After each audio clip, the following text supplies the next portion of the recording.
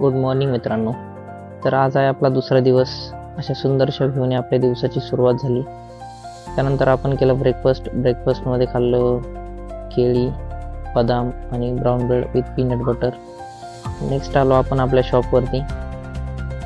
कामगार काही अजून आलेले नव्हते, तोपर्यंत आपण वेट केला. नंतर एका हॉटेलला कोळसा टाकायचा होता, तिथं कोळसा टाकला आणि येताना जरा उशीर झाला. तोपर्यंत मार्केट चालू झालेलं होतं. तेव्हा एक नंतर मी ट्रेड हा पंचअप केला 300 क्वांटिटीने, बिकॉज मोमेंटम पूर्ण गेलेला होता. 9:30चा टाईम झाला होता. त्यानंतर मग ही ट्रेड मी घेतली छोट्याशा क्वांटिटीने. त्यामध्ये सुद्धा आपला लॉसच चालू होता. तुम्ही बघू शकता 2-3 हजारापर्यंत लॉस आपला गेलेला होता. तरी पण मी या ट्रेडला होल्ड केलं, बिकॉज माझं स्टॉप लॉस जे आहे ते खूप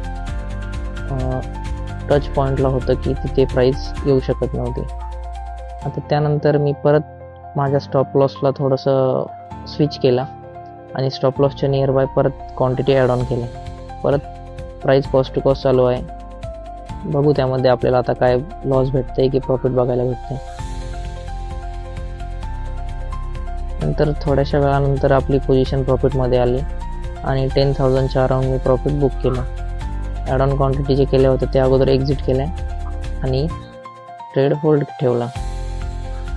नंतर काही कामामुळे मी तो ट्रेड एक्झिट केला. 11,400चा प्रॉफिट बुक केला. त्यानंतर गेलो मी कॅफेमध्ये.